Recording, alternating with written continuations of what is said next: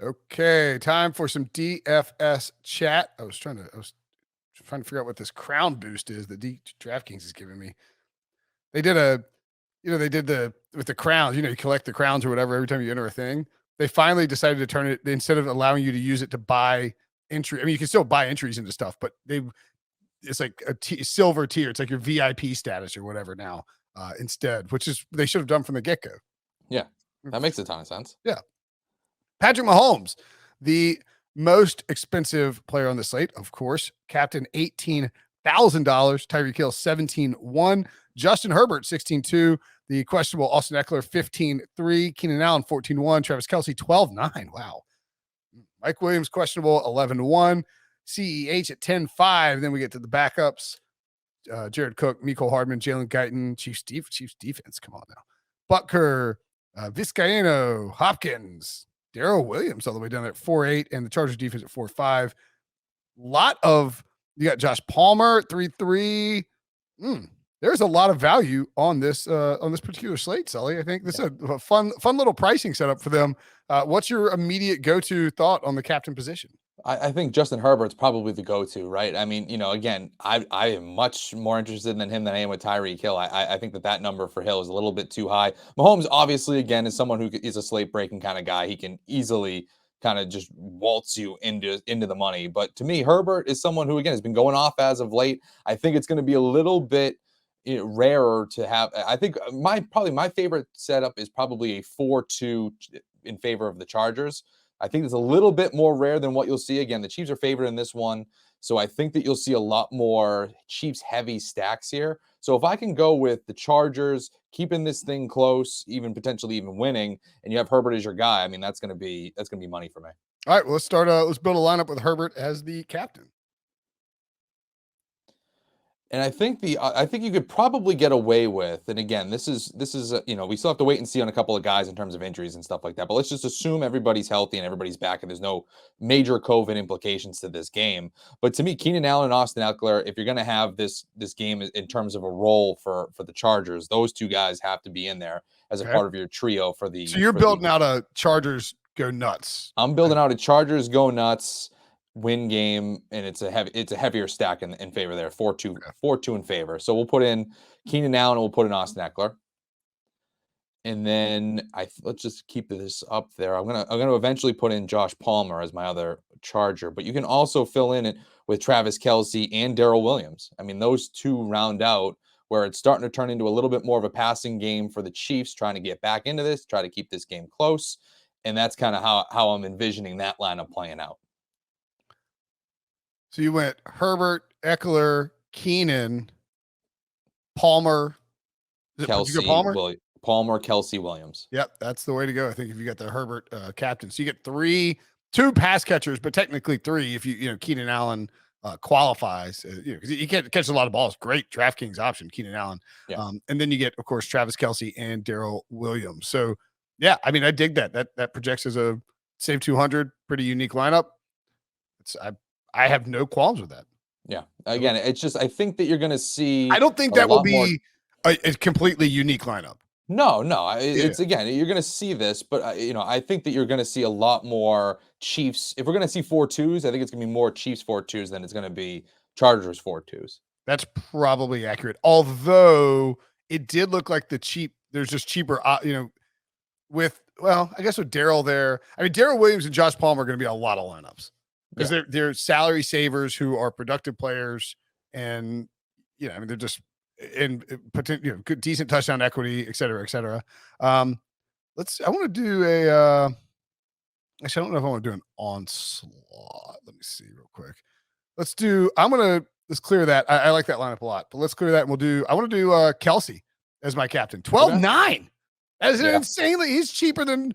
I mean, I get cheaper than Mahomes and Tyreek because Mahomes, I get cheaper than Herbert. I'm not sure he should be cheaper than the rest of those guys. So we're going to do Travis Kelce as our captain. And we are going to do an onslaught of sorts. Patrick Mahomes, of course, got to have him in there. Clyde Edwards-Helaire. We'll throw in Darrell Williams, who's down there at 3,200 or 4,000. Harrison Butker too. while you're there. You're right there by him. And then 3,200, Darrell Williams. And then obviously scroll all the way back up. And with our extra money, we will go with Justin Herbert. We slide with $100 left over.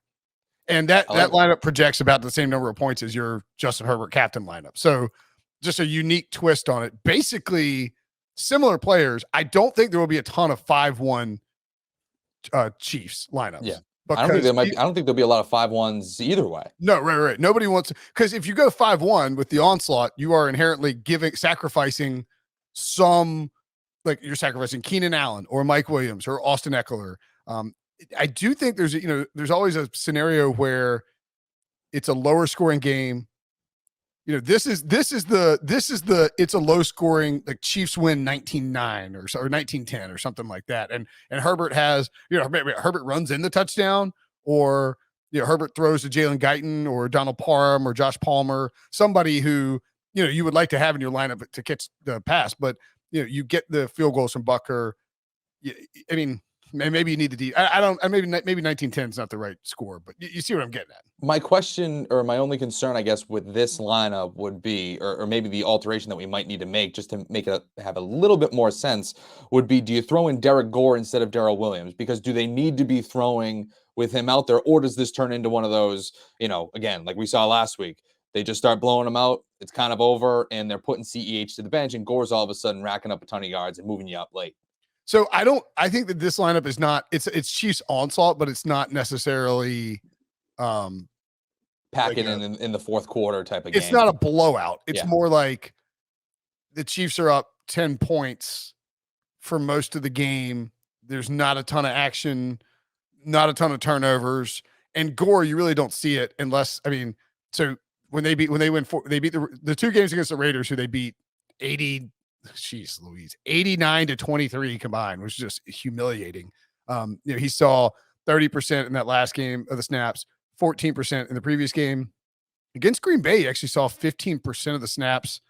And against the Giants, in that with that 20-17 game, he saw 20% of the snaps. Was Edwards-Helaire hurt in that game? He had to have been, right?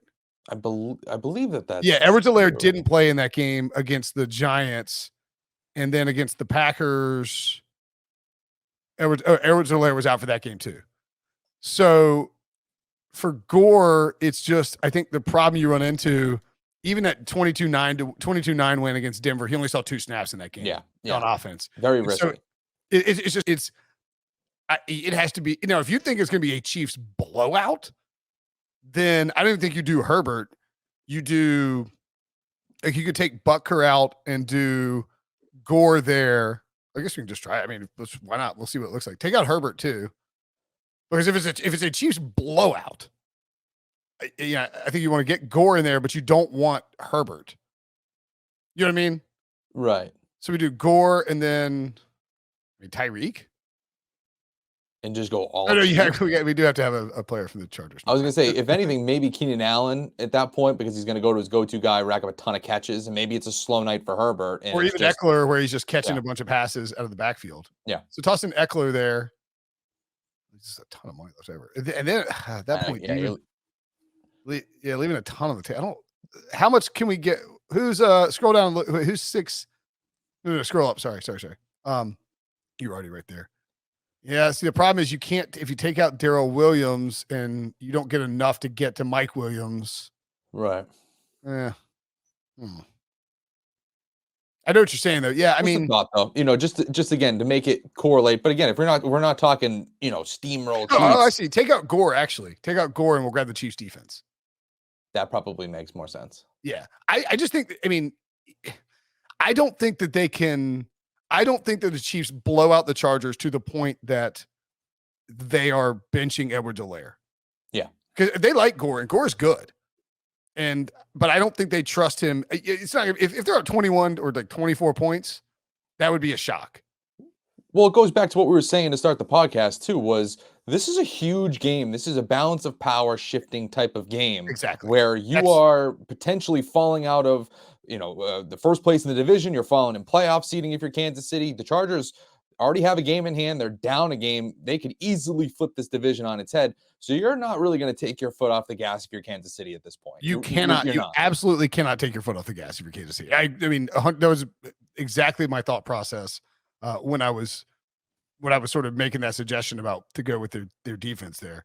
And this one projects a lot lower, like 95 points versus 102 from the earlier ones we had. But you're also projecting for a lower scoring game. Yeah. So even though you're not expecting just because it's projected doesn't mean it's actually going to unfold. A lineup might not even get that high. Exactly. Yeah, it could be 70 points could win it. Unlikely in this game, but we'll see. Do we need to build? Do we need to build a Mahomes captain lineup? I think we're either going to build a Mahomes captain lineup or a CEH one. I mean, we've talked up. Oh no, here's one. I don't mind the CEH lineup. But hold on, clear this out. Now the other thing you could do here. Scroll all the way down to 4,800. And this guy is popping in optimals as one of the best captain options. Darrell Williams. Again, the Chargers are terrible against the run.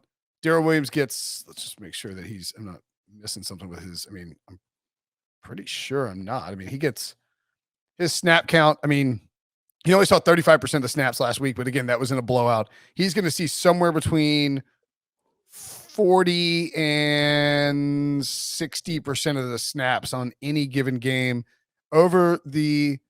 since the Giants game. Actually, we want Edwards-Helaire to be back, right? Edwards-Helaire came back against the Raiders, I think, didn't he? I believe that's true, yeah. Or maybe he came back against Dallas because you saw a huge dip all of a sudden. Darrell Williams, man, his receiving is so good though. Like he had 3 for 31 and a touchdown last week, 3 for 60 against Denver, just 1 for 11 against Dallas, but that was a kind of sort of weird game against the Raiders the last time. 9 catches for 101 yards, 2 for 11 against the Chargers.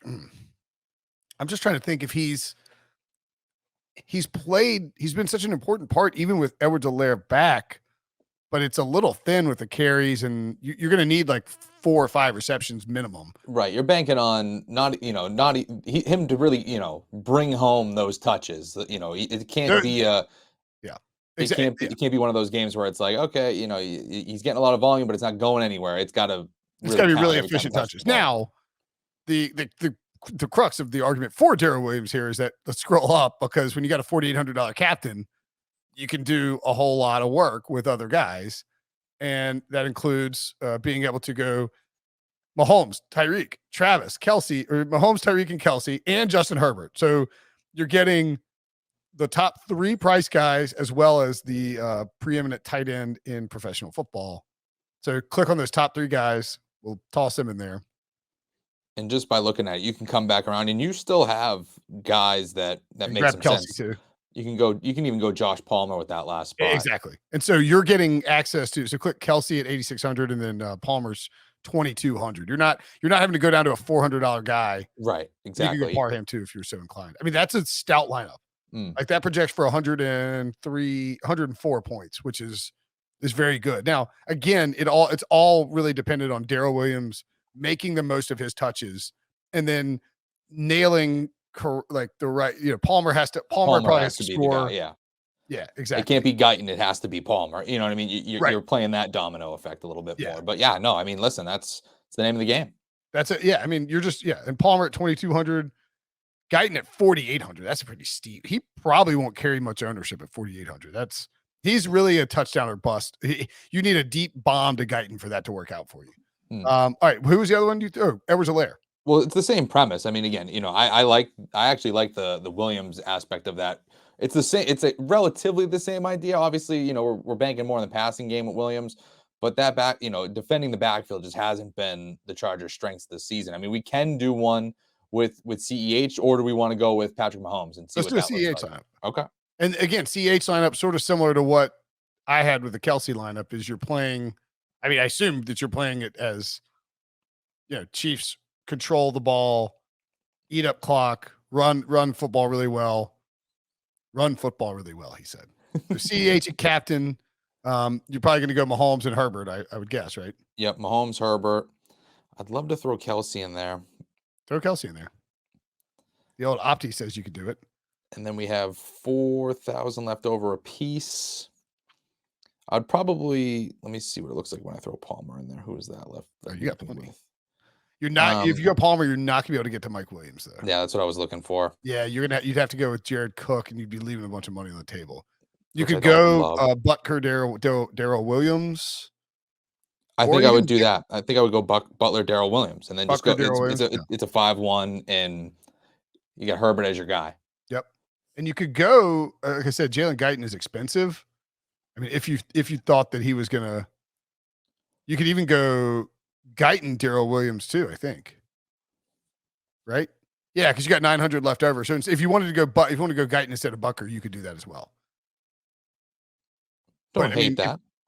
Yeah, I mean, and maybe you enter both iterations of that, on the like, because if Clybers, if the Chiefs are pounding the ball and Edwards-Helaire's running a bunch and Daryl Williams is getting those other carries and they're dinking and dunking to Kelsey, Herbert's going to be forced to try and stretch the field, and Guyton is a really nice field stretcher who, especially if Chris Jones is out, maybe not as much pressure on him. He's able to get some time in the pocket and deep shot to Guyton, and all of a sudden you skyrocket up there. But yeah, I mean, Butker would be fine too. If I play that lineup, I'm going to have both of those guys. Like I'll enter it twice, and I'll have one for Edwards-Helaire and one for Guyton, because I don't want to deal with the terrifying prospect of like a deep ball to Jalen Guyton, and Herbert's gotten the Chargers back in this. What is the what's the Costanza lineup? Is it Costanza? I got my hair cut today, and the girl who cuts my hair, shout out Katie G, she's from Boston.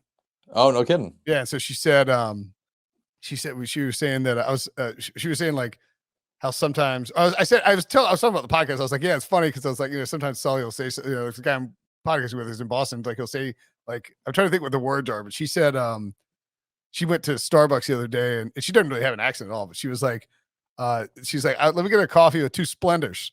And they're like 2 Splendors. Like she was trying to say Splenda, and it came out of Splendors in a Boston accent. And she was like, what the hell was that? That's awesome. Anyway, is there a Costanza lineup? I don't even like defenses. I was gonna say, I don't know. I guess it would have to include the defenses, right? I guess we talked about it earlier. Well, this is a game where even though these defenses are both good, they will not be popular options. No, for sure. And maybe so. Yeah, I think that's the Costanza line. Like we didn't even think about the defense. Yeah. So Chargers lineup. Let's go Chargers in the captain spot. Chargers defense in the captain spot. And then we'll throw Chiefs in there. I mean, if you do Chargers captain at 4,500, you can do whatever you want. Yeah. I do think throw both those guys in there, you have over 10K to spend per position. Yeah. Yeah, exactly. I do think you need to have, if we're doing those defenses, I do think you need to have Clyde Edwards-Helaire. I was going to say, and probably Eckler too now. Probably Eckler. Let's see if that. Oh, and then you could just do. Oh, yeah, obviously, then you just do Justin Herbert and Patrick Mahomes, right? Yeah. That gets you there. That projects pretty poorly, but that's okay. Yeah. I mean, it's Costanza lineup. It's unique. It's not supposed to. It's not supposed to project well. It's supposed to perform well. Then Eckler got in there. Yeah. So you leave 1,100 on the table. It's basically just dink and dunks. Yeah. And you could go, if you wanted to take Eckler out, you could add Kelsey in there, and oh god, that leaves tons of room on the table, doesn't it? Try to see what happens if you. Well, I mean, it's the same premise that we talked about on the podcast when we were bringing up the under here as well. I mean, the Chiefs, again, over this winning streak, they've allowed the second fewest points per game since week 8 when that winning streak started, and I believe it's only like 10 points a game. It's around that number. It's crazy low. It's a super low number. And then you have the Chargers. Yeah, they stink against the run, but they're a top 10 defense and DVOA against the pass. So I mean, there are. It's not a crazy scenario where there's a couple turnovers on each side here, or even like you get. I mean. No one is going to play these defenses. Yeah. And if it is like it's hard to imagine this game being 19-9, or it's just hard to wrap your brain around like a 14-10 final in this game. But if it is something like that, maybe there's a bunch of turnovers, and maybe the maybe they end up being a pretty good little wager. All right. That'll do it for us. As always, Sully, a pleasure. We'll be back. We'll talk to you on Monday, and we'll be getting ready for Christmas next week. Let's get rich. Let's buy some presents. See you guys later.